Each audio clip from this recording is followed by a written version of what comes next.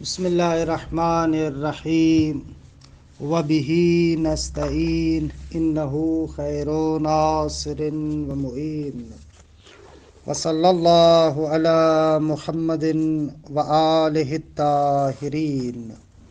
الحمدللہ، خداوند منان کے لطف و کرم سے ہماری گفتگو مغنی باب اول میں ادات انا تک پہنچی ہے۔ خوب، گزشتہ جلسے میں ان کے بارے میں جو مباحث تھے وہ تمام ہوئے، اور آج انا تشدید کے ساتھ اس کو شروع کرتے ہیں۔ ابن ہشام فرماتے ہیں کہ ادات انا دو طریقوں سے استعمال ہوتا ہے۔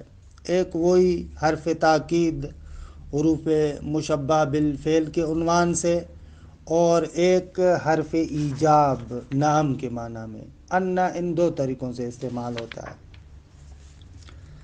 اچھا، یہاں پر خوبصورت کچھ مباحث بھی ہیں کہ آہستہ آہستہ میں عبارت کی طرف چل رہا ہوں، اور وہ مباحث جیسے جیسے آتے جائیں گے ان کو آپ کی خدمت میں عرض کریں گے۔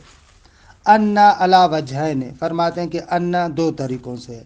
احدہما ان تکون حرف توکید، ان دونوں طریقوں میں سے، ان دونوں وجوہات میں سے پہلی وجہ یہ ہے کہ حرف تاکید ہے۔ خوب، حرف تاکید ہو تو یہ کیا کرتی ہے؟ تنصب الاسم و ترفع الخبر، اس صورت میں اسم کو منصوب اور خبر کو مرفوع کرتی ہے۔ اچھا، کقول ام البنین فاطمہ بنت حزام کے حضرت ابو الفضل العباس علیہ السلام کی والدہ گرامیہ کا یہ بیت کہ انتہائی خوبصورت بیت ہے، کہ جب ان کو بتایا گیا اپنے بیٹوں کی شہادت کے بارے میں تو سیدہ فرماتی ہیں یا لیت شعری، کاش پتہ چلتا، میں جانتی، اکما اخبروا بان عباسا قطیع الوتین، کاش مجھے معلوم ہوتا، آیا اسی طریقے سے تھا جیسے یہ لوگ بتاتے ہیں کہ بان عباسا قطیع الوتین، وتین وہی رگ حیات، وہ رگ جو انسان کے بدن کے اندر پورا خون سپلائی کرتی ہے، تو آیا واقعاً اسی طریقے سے جیسے یہ لوگ بتاتے ہیں کہ عباس قطیع الوتین ہے، یعنی اس کی رگ حیات ان لوگوں نے کاٹ دی تھی؟ کہ شاید مثال اس میں ہے کہ بأن عباسن اسم، قطیع الوتین اس کی خبر ہے۔ خوب، ایک اور بات ضمناً جو یہاں پر مطرح کرتے ہیں، کہتے ہیں کہ انا اور انا دونوں تاکید کے لیے ہیں۔ آیا یہ دونوں اصل ہیں یا ان میں ایک اصل ہے اور دوسری فرع ہے؟ خوب، اس بات کا اتنا زیادہ کوئی ثمرہ نہیں ہے، لیکن بہرحال انہوں نے یہاں پر ذکر کیا تو مجبور ہیں کہ ہم بھی اس کی توضیح دیں۔ فرماتے ہیں کہ قول اصح یہ ہے کہ انا کی فرع ہے، اصل میں انا ہے اور اسی کی فرع انا ہے۔ خوب، اسی وجہ سے آغا زمخشری کہتے ہیں کہ یہ انشاءاللہ آپ اگر جواہر البلاغہ پڑھے ہیں تو وہاں پر آپ نے پڑھا ہوگا، یا اگر نہیں پڑھا تو آئندہ پڑھیں گے، کہ ایک بحث ہے بلاغت کے اندر قصر کے نام سے، کہ جس کو آپ حصر بھی کہتے ہیں۔ خوب، بلاغت کے بہترین مباحث میں سے، خوبصورت ترین مباحث میں سے ایک بحث قصر، یا آپ کہیں اس کو بحث حصر، بہت خوبصورت بحث ہے کہ یہ آپ بلاغت کے اندر انشاءاللہ پڑھیں گے۔ یعنی واقعاً اگر علم بلاغت آپ نہیں پڑھتے، یا اگر پڑھتے ہیں اور اچھے طریقے سے سمجھ کر مزہ لے کر نہیں پڑھتے، تو یقین مانیں لغت عرب کا آپ کو کچھ پتہ نہیں ہے۔ یعنی اگر آپ کو بلاغت نہیں آتی، اور اگر آپ نے بلاغت نہیں پڑھی، یا پڑھی لیکن درست نہ پڑھی، تو سمجھ جائیے گا کہ اصلاً قرآن مجید کی لطافات کو کبھی آپ درک نہیں کر پائیں گے۔ لہذا بڑے افسوس کے ساتھ کہنا پڑتا ہے کہ ہمارے ہاں یہ موضوع بالکل کم رنگ، بے رنگ اور بے روح بن چکا ہے، لیکن بہت ہی افسوس کی بات ہے۔ نہایت لطیف، مزیدار، نکات سے مملو اور پر موضوع ہے۔ بہرحال، تو وہاں پر بیان کرتے ہیں کہ ادات حصر اور ادات قصر میں سے ایک جو لفظ ہے وہ انما ہے. تو آغا زمخشری کہتے ہیں کیونکہ انا فرع انا ہے، جس طریقے سے انما حصر کے لیے آتا ہے، آغا زمخشری کہتے ہیں کہ انما بھی حصر کے لیے آتا ہے. درست ہے آغا؟ اچھا، یہاں پر ایک اور نقطہ بھی ہے کہ اس کو میں عبارت کے اندر ہی تطبیق کر کے وہاں پر توضیح دوں گا. فرماتے والاصح، اصح دیکھیں ہمارے پاس ایک صحیح ہوتا ہے، ایک اصح. صحیح کے مقابلے میں غیر صحیح ہوتا ہے، لیکن اصح یعنی دو قول صحیح ہے، ان دونوں میں سے جو زیادہ صحیح تر ہے اصح وہاں پر آتا ہے.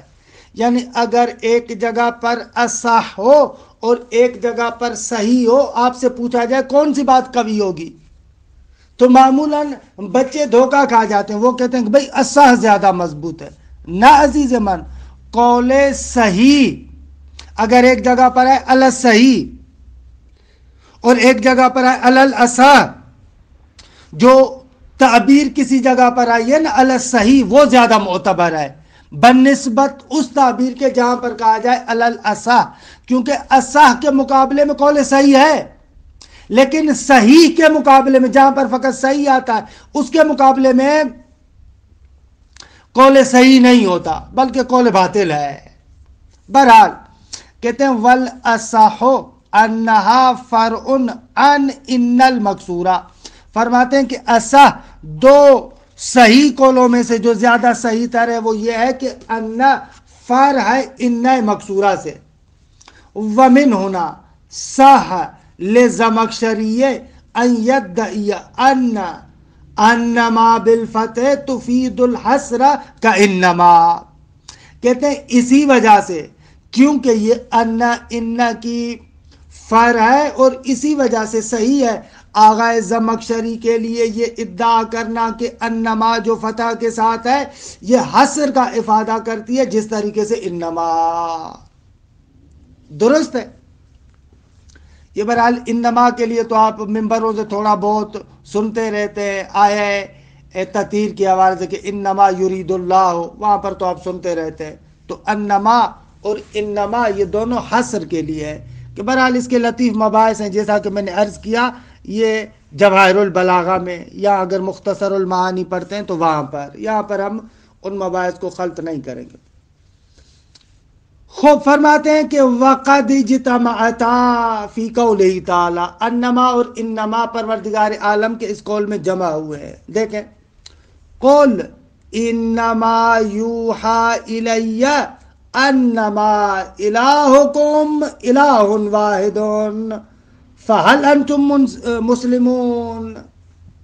کہ انما بھی ہے اور انما بھی ہے. قل، اے میرے حبیب تم کہو، انما یوحا الی، میری جانب فقط اور فقط وحی کی جاتی ہے. کون سی؟ کہ انما الہکم الہ واحد، کہ تمہارا معبود فقط اور فقط ایک اللہ ہے. تو یہاں پر حصر کے ساتھ ہے. اچھا، یہاں پر ایک اشکال اور جواب کو نقل کرتے ہیں. کہتے ہیں آغا ابو حیان، خوب آغا ابو حیان کہتے ہیں کہ یہاں پر آپ انما میں حصر کا دعویٰ نہیں کر سکتے. کیوں؟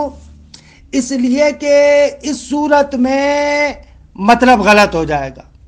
خوب انشاءاللہ معانی بیان میں آپ پڑھیں گے کہ جو حصر ہے وہ دو طریقوں سے ہے. یا حصر موصوف علی الصفت ہے، یا حصر صفت علی الموصوف ہے. کہ معنی بیان کی اصطلاح میں کہتے ہیں قصر صفت علی موصوف یا قصر موصوف علی صفت. خوب قصر صفت علی موصوف یعنی آپ کہتے ہیں کہ یہ صفت محبوس ہے اس موصوف کے اندر، یعنی یہ صفت فقط منحصر ہے اسی موصوف کے اندر.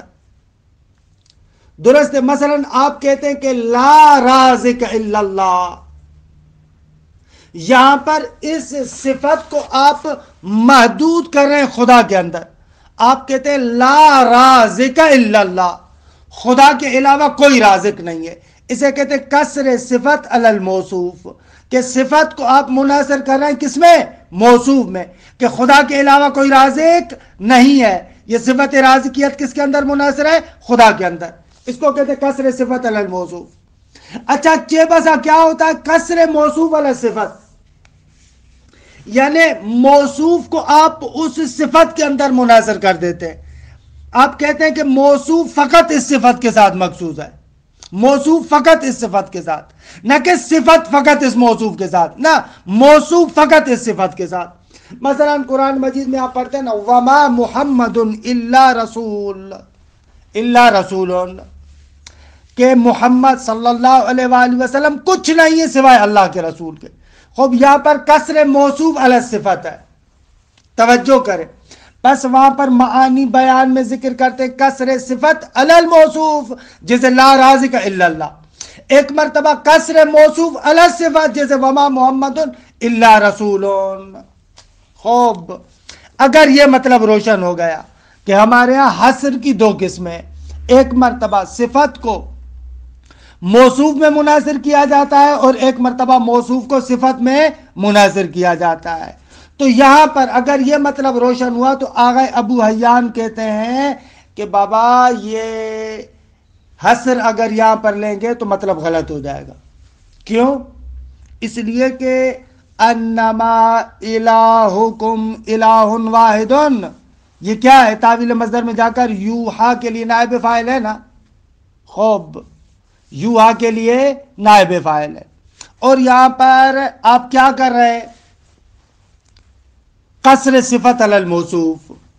آپ گویا کہ اگر حصر کا معنی لیں انما یوحا الی انما الہکم الہ واحد، خوب اگر اس کو تاویل مصدر میں لے کر جائیں اور حصر کا معنی لیں تو معنی یہ بنتا ہے کہ میری طرف فقط یہ وحی نازل ہوئی ہے، میری جانب فقط یہ وحی نازل ہوئی ہے کہ خدا ایک ہے. حالانکہ پیغمبر پر تو فقط یہ وحی نازل نہیں ہوئی کہ خدا ایک ہے. دوسرے لفظوں میں پیغمبر پر جو وحی نازل ہوئی ہے وہ فقط توحید کے بارے میں تو نہیں ہے، اور بہت سارے شرعی احکامات وغیرہ بھی ہیں. خوب آغا کہتے ہیں یہ قصر صفت علی الموصوف والا جو آپ ترجمہ کرنا چاہیں تو یہاں پر حصر کا ترجمہ کرنا غلط ہو جائے گا. اصلا یہ ترجمہ ہی غلط ہو جائے گا کہ آپ کہیں کہ پیغمبر اکرم صلی اللہ علیہ وآلہ وسلم فرماتے ہیں کہ میری طرف فقط یہ وحی ہوئی ہے کہ خدا ایک ہے، اس کے علاوہ کوئی وحی نہیں ہوئی. خوب حصر کا تو معنی یہ ہوتا ہے نا، حصر یعنی یہ ہے اور اس کے علاوہ اور کوئی نہیں. خوب یہاں پر اگر آپ حصر کریں تو حصر کی صورت میں ترجمہ بنتا ہے کہ میری طرف وحی ہوئی ہے اللہ ایک ہے اور اس کے علاوہ اور کوئی وحی نہیں ہوئی. خوب یہ غلط ہے. وقول ابی حیان، آغا ابو حیان کا یہ جو قول ہے کہ آپ کے کتاب کے اندر اس ابو حیان کو ذکر نہیں کیا لیکن جو ابھی تازہ جدید چاپ آئی ہے اس میں قول ابی حیان کا ہے. بہرحال ہمارے کتاب میں جو مغنی الادیب ہے اس میں یہاں پر وَدَعْوَا أَنَّ الْحَصْرَ هُنَا بَاطِلَةٌ، اور یہ دعویٰ کہ حصر یہاں پر باطل ہے، کہ یہ دعویٰ کرنے والا کون ہے؟ ابو حیان. درست ہے کہ ان کی مشہور و معروف تفسیر البحر المحیط. خوب فرماتے ہیں وَدَعْوَا أَنَّ الْحَصْرَ هُنَا بَاطِلَةٌ، یہ دعویٰ کرنا کہ حصر یہاں پر باطل ہے. کیوں؟ لِاقْتِضَائِهَا أَنَّهُ لَمْ يُوحَ إِلَيْهِ غَيْرُ التوحید. فرماتے اس لیے کہ اس حصر کا لِاقْتِضَائِهَا، کیونکہ یہ حصر یا یہ دعویٰ مقتضی ہے اس بات کا کہ انہو شان چنینس کے لم یوحى الیہ، پیغمبر کی طرف وحی نہیں کی گئی توحید کے علاوہ. حالانکہ غلط ہے، یہ پیغمبر پر صرف لا الہ الا اللہ کی وحی تو نہیں کی گئی، اس کے علاوہ بھی پیغمبر اکرم پر دوسری وحی بھی نازل ہوئی ہے، شریعتیں نازل بھی ہوئی ہیں. تو یہ کیسے کہہ سکتے ہیں آپ؟ خوب فرماتے ہیں کہ یہ جو دعویٰ کیا گیا ہے، مصنف کہتے ہیں ابن ہشام کہتے ہیں یہ آغا ابو حیان کا دعویٰ، یہ دعویٰ باطل ہے. انشاءاللہ یہ بھی مطلب آپ خود جواہر البلاغہ میں پڑھیں گے کہ حصر اور قصر کی ایک لحاظ سے تقسیمیں ہیں، یعنی ایک لحاظ سے قصر کو 3 قسموں میں تقسیم کرتے ہیں.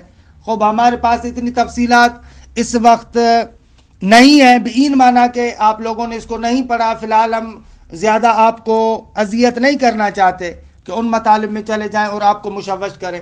اب جواہر البلاغہ میں آپ پڑھیں گے کہ ایک تقسیم حصر کی خود حال مخاطب کے اعتبار سے ہے کہ حال مخاطب کے اعتبار سے یہ حصر 3 قسموں میں تقسیم ہوتا ہے، یا وہ حصر افراد ہے، یا حصر قلب ہے، یا حصر تعیین ہے۔ خوب یہ بہرحال اپنی جگہ پر حصر کے خود اقسام ہے۔ حصر افراد وہاں پر ہے جہاں پر مخاطب شرکت کا عقیدہ رکھتا ہے، مخاطب کہتا ہے کہ اور بھی ہیں، شراکت کا عقیدہ رکھتا ہے۔ خوب آپ اس کے مقابلے میں حصر کو لے کر آتے، آپ کے مثلا ایک بندہ کہتا ہے اللہ واحد، مثلا اللہ ایک ہے وثلاثۃ، اور 3 ہے، یعنی 1 بھی ہے، 2 بھی ہے، 3 بھی ہے، اس طریقے سے۔ خوب ایسے بندے کے جواب میں آپ کہتے ہیں انما اللہ الہ واحد، یا انما اللہ الہ واحد، کہ یہ کسر افراد ہے۔ پس کسر افراد اس بندے کے مقابلے میں ہوتا ہے کہ جو بندہ یہ عقیدہ رکھتا ہو کہ ایک سے زیادہ چیزیں ہو سکتی ہے، وہاں پر کسر افراد ہے۔ خوب ایک مرتبہ کسر قلب ہے۔ خوب کسر قلب ہے یعنی کیا؟ یعنی مخاطب ایک بات کا عقیدہ رکھتا ہے بالکل برعکس، درست ہے؟ یعنی جو آپ حکم ثابت کرنا چاہتے ہیں مخاطب بالکل اس کا عقیدہ رکھتا ہے۔ مثلا مخاطب کے ذہن میں ہے کہ بھائی زید سفر پر نہیں گیا، مسافر زید نہیں ہے بلکہ عمر ہے۔ مخاطب کا ایسے عقیدہ ہے کہ کیا ہے اس کا عقیدہ؟ کہ مسافر مثلا زید نہیں ہے بلکہ عمر ہے، یا مثلا اس کا عقیدہ ہے کہ مسافر خلیل ہے، علی نہیں ہے۔ جواہر البلاغہ میں یہی مثال بھی ہے۔ خوب اب آپ جملہ ثابت کرتے ہیں اس کے عقیدے کے بالکل برخلاف، ما سافر الا علی۔ خوب یہ کسر قلب ہے، وہ سمجھ رہا تھا کہ مسافر علی نہیں ہے، علی سفر پر نہیں گیا، آپ کہتے ہیں نا ما سافر الا علی، مسافر نہیں ہے سوائے علی کے، یعنی فقط علی مسافر ہے۔ اس کا مقصد یہ تھوڑی ہے کہ کائنات میں اور کسی نے سفر نہیں کیا، نا عزیز من، کسر قلب ہے، اس کو کسر اضافی کی اقسام میں سے قرار دیتے۔ مخاطب کے اعتبار سے، مخاطب کا جو عقیدہ تھا علی مسافر نہیں ہے، اس کے عقیدے کے اعتبار سے ہم نے کہا ما سافر الا علی، اسے کہتے ہیں کسر قلب۔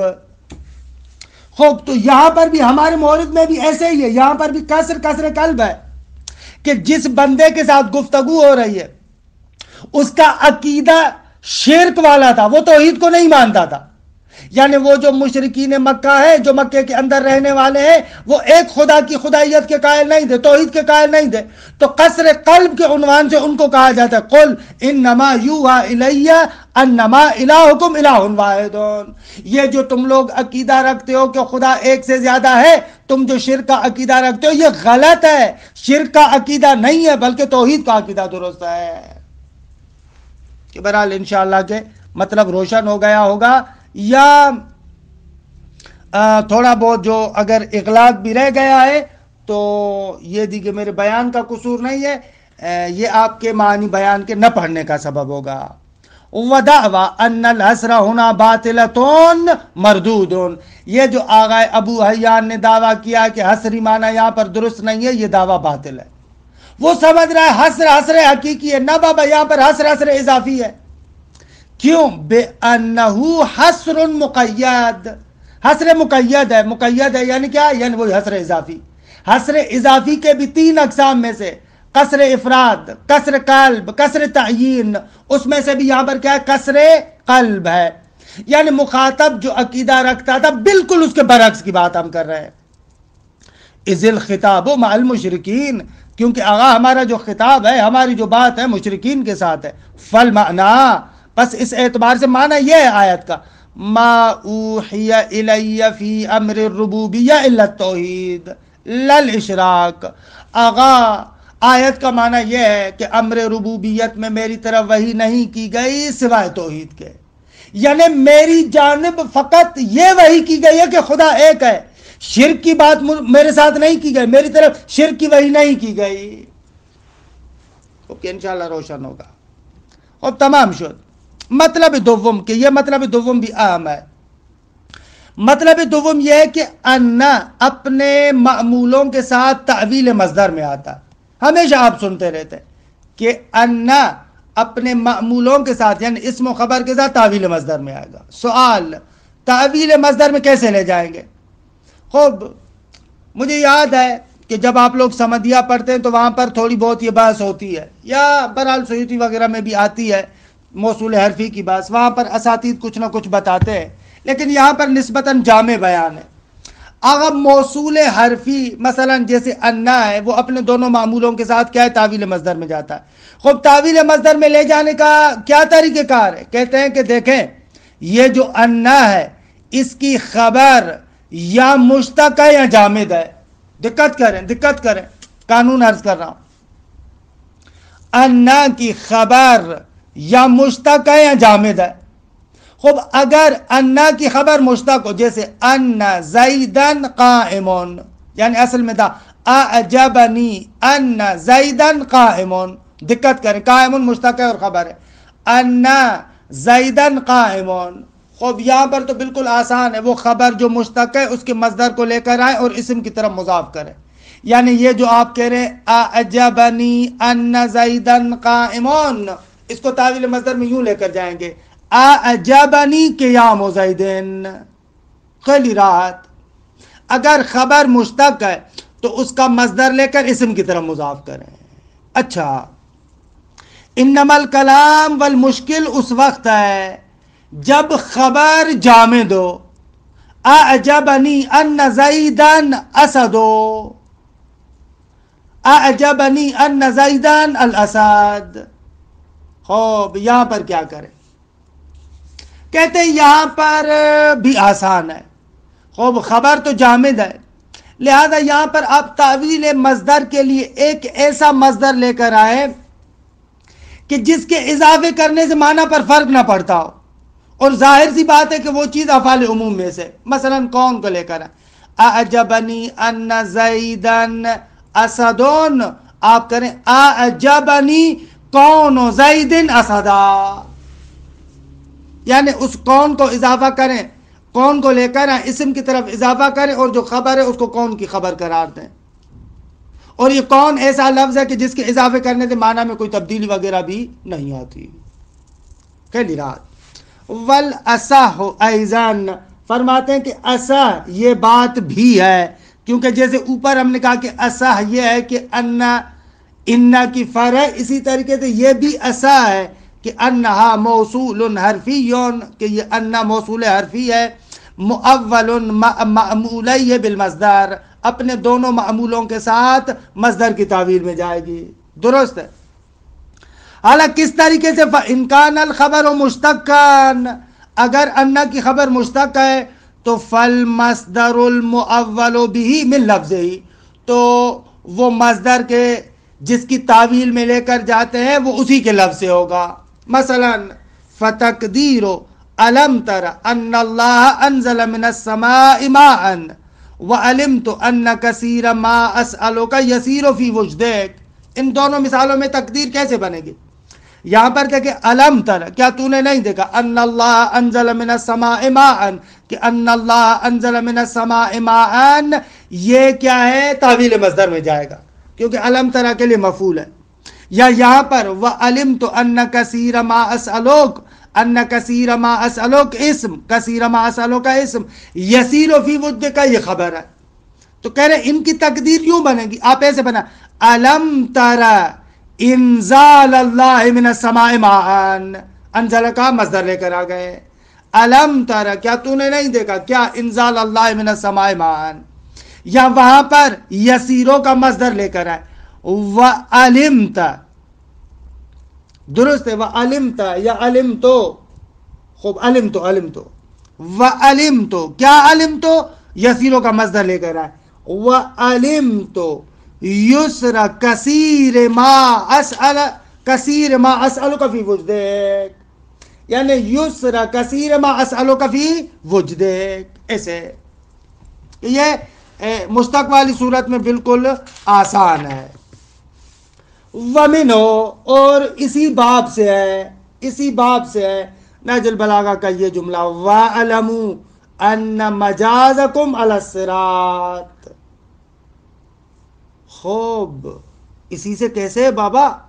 یہاں پر علی الصراط جار و مجرور ہے خبر. کہتے ہیں کہ نہ، آپ کو پتا ہے نا یہ جو جار و مجرور ہے یا استقرہ یا مستقرن کے متعلق ہے. در حقیقت خبر وہاں پر بھی استقرہ یا مستقرن ہے. لہذا یہ بھی اسی باب سے ہوگا، ولو ان کے لفظاً وہ ذکر نہیں معذوف ہے، لیکن حقیقت میں اسی باب سے ہوگا. یہیں سے پتا چل رہا ہے کیوں کہہ رہے ہیں وَمِنْ ہو، ڈائریکٹ کیوں نہیں کہا؟ اس لیے کہ ظاہر میں ممکن ہے کسی کو خدشہ ہو، تو کہہ رہے ہیں اس خدشے کا جواب ایسے دے رہے ہیں کہ نہ، در حقیقت یہاں پر استقرہ یا مستقرن خبر ہے. وَمِنْ ہو، اور اسی باب سے مولا کا یہ قول وَاعْلَمُوا، جان لو ان مجازکم علی الصراط، کہ تم لوگوں کا گزرنا پل صراط پر ہے. کہ خوب دیکھیے آپ نے روایات میں پڑھا بھی ہے کہ پل صراط پر جو افراد گزریں گے وہاں پر مختلف افراد ہوں گے، اور گزرنے والوں کی بھی مختلف کیفیات ہوں گی. ہاں، کوئی بندہ تیز گزرے گا، کوئی بندہ گرتا ہوا جائے گا، کوئی بندہ برق کی تیزی کے ساتھ ہوگا، کوئی ہرولے کی شکل میں ہوگا، کوئی آہستہ آہستہ ہوگا، کوئی جائے گا آدھا جلے گا آدھا بچے گا، اور کچھ ایسے بندے ہوں گے کہ جیسے ہی پل صراط پر پاؤں رکھیں گے گر جائیں گے.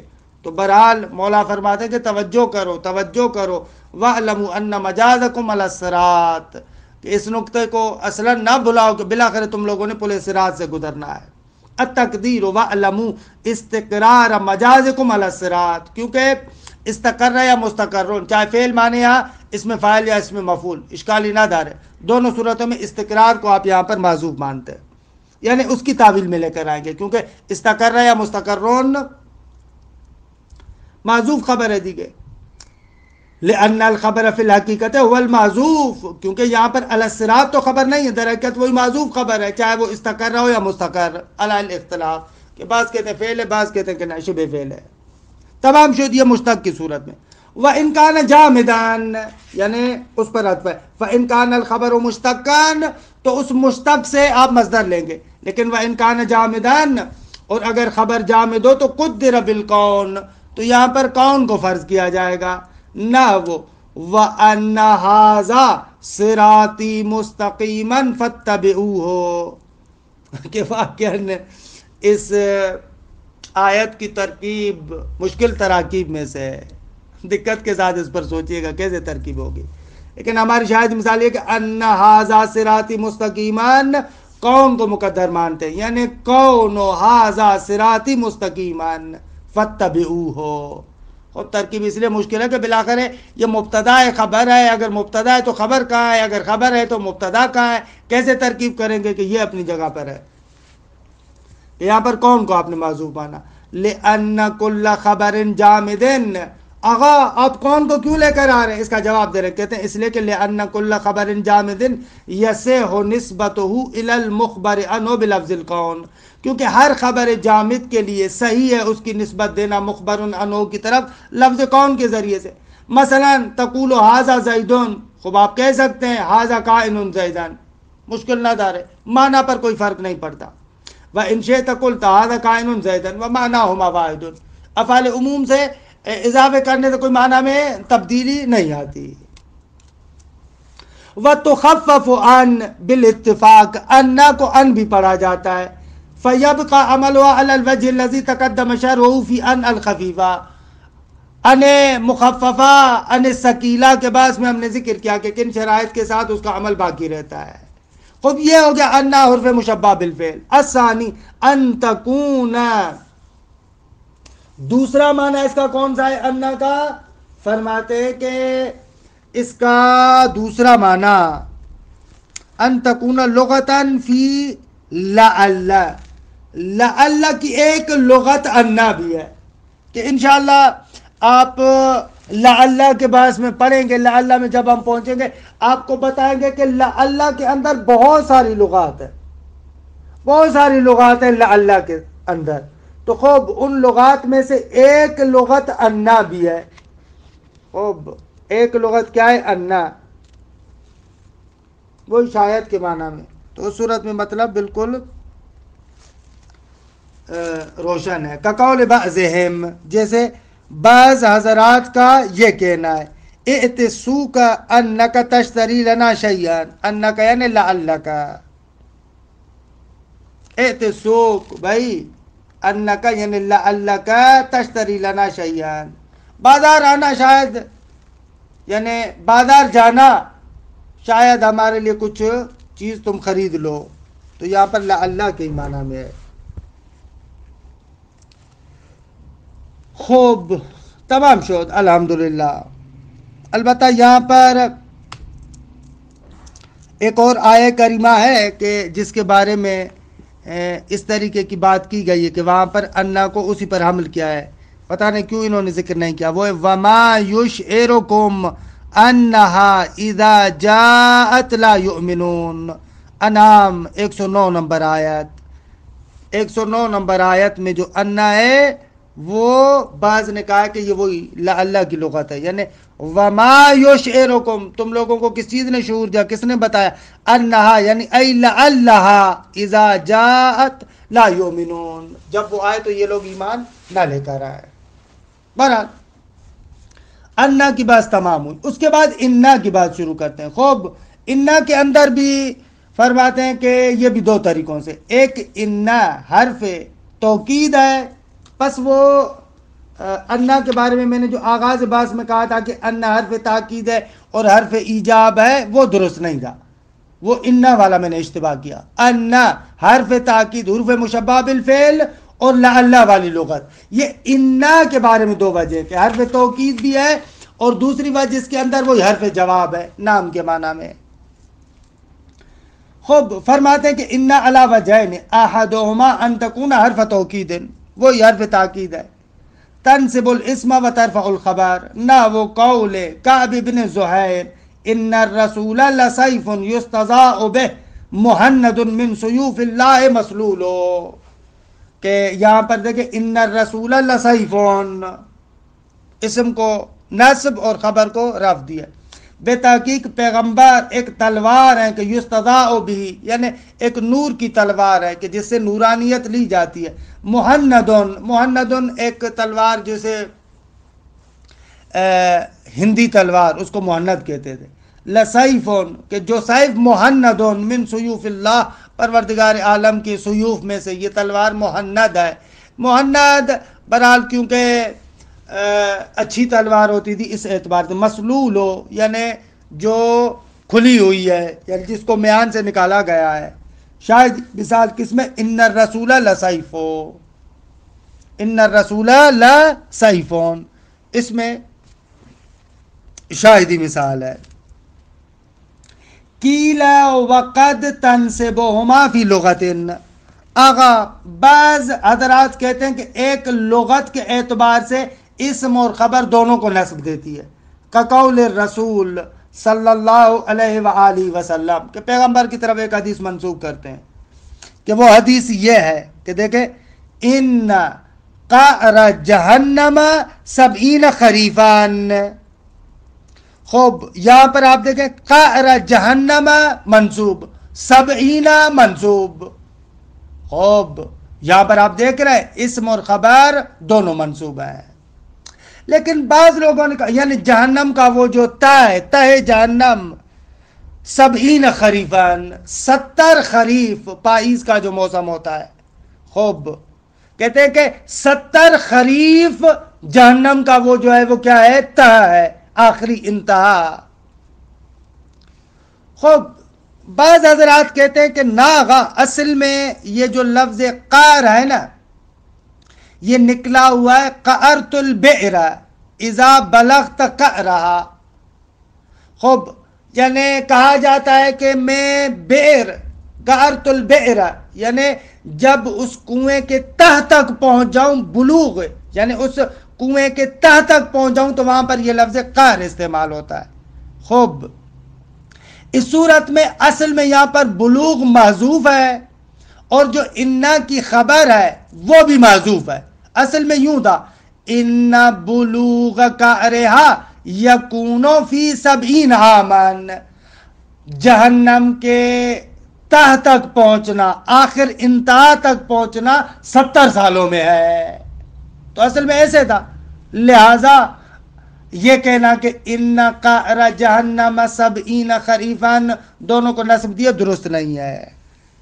خوب وخرج اس کو حمل کیا گیا ہے، تخریج کرنا یعنی حمل کرنا، اس کو اس پر حمل کیا گیا ہے. الا ان القعر مصدر قعرت البئر اذا بلغت قعرها، اس سے لیا گیا ہے، درست ہے. و70 ظرف یعنی ای ان بلوغ قعرها یکون فی 70 عاما. تمام شد. خوب بعض نے کہا کہ دونوں منصوب ہوتے ہیں، بعض کہتے ہیں کہ بابا انا کے بعد دونوں مرفوع ہوتے ہیں. وقد یرتفع بعدها المبتدا، دونوں نا بے بخشید وہ جو مبتدا اسم ہے وہ مرفوع، خبر منصوب ہوتی ہے ایسے ایسے. وقد یرتفع بعدها المبتدا فیکون اسمها ضمیر شأن محذوفا كقول الرسول ان من اشد الناس عذابا یوم القیامت المصورون. کہ پہلے بعض کی بات کو بیان کروں اور اس کے بعد ابن ہشام کی توجیہ. بعض نے کہا کہ یہاں پر دیکھیں ان من اشد الناس یوم القیامہ المصورون، المصورون تو اسم ان کے لیے مرفوع ہے. خوب تو آغا ابن ہشام کہتا کہ بھائی اگر ایسی چیز آپ کو نظر آئے تو المصورون اسم نہیں ہے بلکہ اس کا اسم ضمیر شان ہے، اور المصورون مبتدا مؤخر من اشد الناس عذابا یوم القیامہ خبر مقدم. یہ جملہ پھر خبر واقع ہو رہا ہے انا کے لیے، نہ کہ المصورون اسم ہے انا کے لیے. وقد یرتفع بعدها المبتدا، چہ بسا اس انا کے بعد جو مبتدا آتا ہے وہ مرفوع ہوتا ہے. فیکون تو پھر اس صورت میں اس مبتدا کو آپ اسم قرار نہ دیں بلکہ فیکون اسمها ضمیر شان، تو اس صورت میں اس کا اسم ضمیر شان ہوگا، البتہ محذوفاً جو محذوف ہوگا. كقول الرسول ان من اشد الناس عذابا یوم القیامہ المصورون، الاصل انه یعنی شان چنینس کما قال الاعشا، جیسے اعشا نے یہ شعر کہا ہے. دیکھیں یہاں پر بھی ایسے ہے کہ اس کا اسم اس شعر کے اندر ضمیر شان ہے جو محذوف ہے. اعشا یوں کہتا ہے ان من لام فی بنی بنت حسان علم ہو واسہ فی الخطوبی. شعر بھی ہم نثر کی طرح ماشاءاللہ پڑھتے ہیں.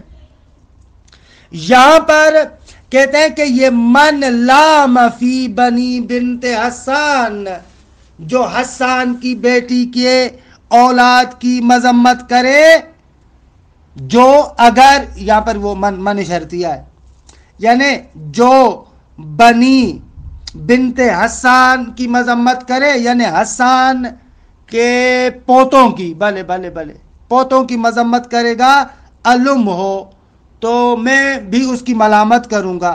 وَأَأْسِهِ فِي الْخُطُوبِ، جب مشکلات آئیں گی تو اس زمانے میں اس کا عصیان کروں گا یعنی مشکلات میں وہ پھنسے گا، پھر مجھ سے مدد مانگے گا تو میں اس کی مدد نہیں کروں گا. تو اب یہاں پر کیا ہے، من لام فی بنی بنت حسان علم وَأَأْسِهِ فِي الْخُطُوبِ، یہ شرط و جزا مل کر خبر بنے گا، اور اس کا جسے کہتے ہیں کہ اسم ضمیر شان وہ محذوف ہے. خوب دیکھیں ان من لام فی بنی بنت حسان علم ہو واسہ فی الخطوب وانما لم تجعل من اسمہا. اگر یہاں پر آپ نے من کو ڈائریکٹ انا کا اسم قرار کیوں نہیں دیا؟ کہتے ہیں اس لیے کہ لأنہا شرطیہ، یہ انہیں شرطیہ ہے. بھائی کیا دلیل ہے کہ انہیں شرطیہ ہے؟ کہہ رہے ہیں کہ آپ نہیں دیکھ رہے کہ اس کی جزا جو ہے وہ کیا ہے، مجزوم ہے. علم ہو وَأَأْسِهِ، اصل میں تھا اَأْسِي یا معذوف ہے، بدلیل عملیہ الجزمہ، اس من نے کیا ہے، جزم دیا ہے اس کو. اور وَشَرْطُ لَهُ الصَّدْرِ فَلَا يَعْمَلُ فِيهِ مَا قَبْلَهُ، اور حروف شرط، اسماء شرط صدارت طلب ہے. خوب جب یہ من اس میں شرط ہے تو کیسے ہو سکتا ہے کہ انا جو اس سے پہلے وہ اس کے اندر عمل کرے؟ کیونکہ انا تو من جب شرط ہے تو صدارت طلب ہے. خوب اگر آپ ڈائریکٹ اس کو انا کا اسم قرار دیں گے تو اس کی صدارت فوت ہو جائے گی، لہذا ہم نے کہا کہ انا کا اسم ضمیر شان ہے اور اس کی خبر یہ جملہ ہے، وَإِنَّمَا لَمْ تُجْعَلْ مَنْ، کہتے ہیں کہ نہیں قرار دیا گیا من کو اسمہا اس کا اسم، یعنی انا کا، لأنہا شرطیتون، کیونکہ یہ شرطی ہے۔ بھائی کیسے شرطی ہے؟ بدلیل عملیہ الجزمہ، آپ نے نہیں دیکھا کہ علم و سے اس کو جزم دیا ہے، خوب ہوتا رہے بلا شرطیہ ہے تو بھی کیا ہوا، کہتے ہیں نا وشرط لہ الصدر، اور جو شرط ہے اس کے لیے صدارت طلب ہے، فلا یعمل فیہ ما قبلہ، جو اس سے پہلے والا ہے وہ اس میں عمل نہیں کرے گا، لہٰذا آپ کہیں کہ اس کا اسم ضمیر شان ہے اور یہ جملہ اس کی خبر ہے۔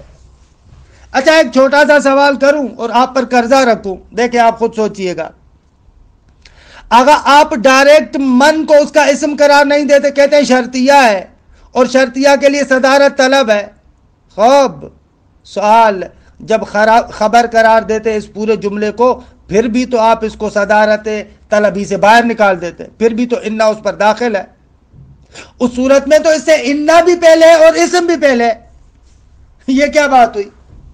اس کا کیا جواب دیں گے، سوچئے گا۔ خوب یہاں تک ہوا، آگاہ کسائی آئے اور وہ جو حدیث ہے ان من اشد الناس عذابا یوم القیامہ المصورون، آگاہ کسائی کہتے ہیں کہ یہ جو من ہے نا، من زائدہ ہے اور المصورون خبر ہے، اصل میں ان اشد الناس عذابا یوم القیامہ المصورون، اب یہ درست ہے، آپ کیوں ضمیر شان وغیرہ کا جھنجھٹ پالتے ہیں؟ آگے کسائی نے حدیث کو ایسے کہا، وَتَخْرِيجُ الْكِسَائِ الْحَدِيثَ عَلَى زِيَادَةِ مِنْ فِي اسْمِ إِنَّ يَعْبَاهُ غَيْرُ الْأَخْفَشِ مِنَ الْبَصْرِيِّينَ، آگاہ کسائی جو کہتا ہے کہ اس حدیث کو حمل کریں اس بات پر کہ ان من اشد الناس میں اس من کو من زائدہ قرار دیں اور اشد الناس کو اس کا اسم قرار دیں اور المصورون کو خبر دیں، اس کا انکار کیا ہے بصریوں میں سے اخفش کے علاوہ سب نے، اخفش کے علاوہ بقایا جتنے بھی بصری ہیں کہتے ہیں غلط ہے، آپ یہاں پر من کو زائدہ نہیں قرار دے سکتے۔ بابا کس نے کہا کہ کلام موجب میں من زائدہ آتا ہے؟ کلام منفی میں آتا ہے، موجب میں تو نہیں آتا۔ لِأَنَّ الْكَلَامَ ایجابٌ، اگر یہ کلام موجب ہے، ایک جملہ، اور دوسرا کلام منفی میں بھی نکرہ پر من داخل ہوتا ہے، اور یہاں پر ایک تو کلام موجب اور دوسرا یہ کہ وہ خود معرفہ ہے، اشد الناس معرفہ ہے، بس یعنی دونوں شرائط نہیں ہے، نہ کلام منفی نہ نکرہ، ان قلتا، ممکن ہے پلٹ کر آپ سوال کریں اب یہ کیسی باتیں کر رہے ہیں آقا آپ؟ ہم نے تو سنا ہے کہ افعل و تفضیل، اس میں تفضیل کا اضافہ لفظی ہے، اب جب اضافہ لفظی ہو گیا تو اس صورت میں تو تعریف کا فائدہ نہیں دے گا، تو آپ کیسے معرفہ کر رہے ہیں؟ تو آگا ابن ہشام کہتا ہے بابا یہ ایسے الٹی سیدھی باتیں آپ نے سنی ہوئی ہے، قول اصح کی بنا پر افعل و تفضیل کا اضافہ معنوی ہے، درست؟ فرماتے ہیں وَتَخْرِيجُ الْكِسَاءِ الْحَدِيثَ عَلَى زِيَادَةِ مِنْ فِي اسم اِنَّا میں وہ آ کر کہتا ہے کہ من زائدہ ہے، یہ یعباہ غیر الاخفش من البصریین، خوب اخفش کے علاوہ بصریوں میں سے سب نے انکار کیا ہے۔ کیوں انکار کیا ہے؟ لِأَنَّ الْكَلَامَ ایجابٌ، بھئی یہ من زائدہ کلام منفی میں ہوتی ہے، ایک وَالْمَجْرُورَ مَعْرِفَةٌ عَلَى الْأَصَى، اور مجرور بھی معرفہ ہے اصح قول کی بنا پر۔ کیوں کہہ رہے ہیں اصح؟ اس لیے کہ افعل و تفضیل جو اضافہ ہوتا ہے وہاں پر بحث ہے، لیکن اصح قول کی بنا پر ابن ہشام کہتا ہے کہ یہ بھی معرفہ ہے، کیونکہ اضافہ معنوی ہے، اضافہ لفظی نہیں ہے، اضافہ معنوی ہو تو واقعاً تعریف کا فائدہ دیتا ہے۔ اور تیسرا اشکال والمانا ایزن یعباہو، خوب مانا بھی انکار کر رہی ہے، مانا بھی نہیں بن رہا۔ کیوں؟ اس لیے کہ اگر من کو زائد قرار دیا جائے تو اس کا معنی کیا ہوگا؟ فرماتے ہیں اس لیے کہ لأنہم لیسوا اشد عذابا من سائر الناس، کیونکہ اگر من کو زائد قرار دو تو معنی یہ بنے گا قیامت کے دن جتنے بھی لوگ آئیں گے ان میں سب سے شدید ترین عذاب مصور کا ہوگا۔ خوب بابا یہ بعید ہے، یہ کیسے درست ہے؟ یعنی واقعی یزید سے، فرعون سے، نمرود سے، ان لوگوں سے سب سے زیادہ عذاب اس کا ہوگا جس نے تصویر بنائی ہے۔ خوب دیکھیں نیز تین توری لأنہم لیسوا اشد عذابا من سائر الناس، اگر من کو زائد قرار دو تو اس کا معنی یہ ہوگا کہ قیامت کے دن سب لوگوں سے، حتیٰ فرعون ہو، یزید ہو، نمرود ہو، ان لوگوں سے بھی زیادہ عذاب والا یہ مصور ہوگا، کہ قطعاً ایسے نہیں ہے۔ تمام شہود وَتُخَفَّفْ، فرماتے ہیں کہ اس انا کو مخفف قرار دیا جاتا ہے فَتَعْمَلُ قَلِيلًا، اعلیٰ صورت میں اس کا عمل قلیل ہے، وَتُعْمَلُ كَثِيرًا، اکثر اس کو معمل قرار دیا جاتا ہے، عمل نہیں دیا جاتا۔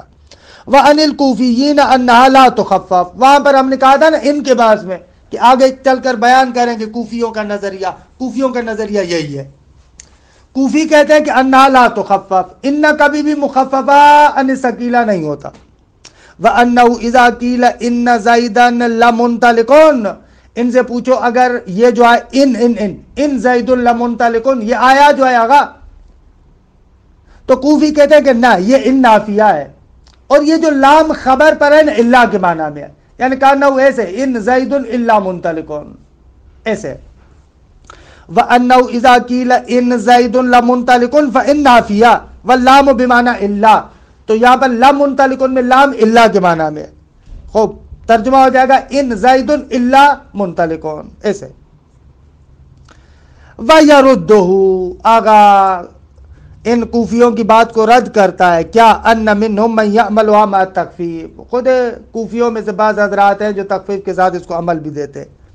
حکا سیبویہ، آگا سیبویہ نے یہ جملہ حکایت کیا ہے عربوں سے، ان امرا لمنطلقون، اب اس کی یہ توجیہ بعید کر رہے ہیں آپ۔ وقرأ الحرمیان و ابو بکر، نافع اور ابن کثیر وہ کہتے ہیں کہ وَإِن كُلًّا، خوب اس صورت میں انہوں نے عمل دیا ہے اس کو۔ خوب اس طریقے سے یہ انا کے بارے میں بحث تمام ہوئی۔ البتہ انا جو حروف ناصبہ ہے، دیکھیں حروف مشبہ بالفعل میں سے ایک اور انا کا معنی ہے کہ یہ انا حرف جواب ہے نعم کے معنی میں، کہ انشاءاللہ اس میں بحث ہے کہ اس کو جلسہ آئندہ میں رکھتے ہیں۔ وصلی اللہ علی محمد و آل بیتہ الطیبین الطاہرین۔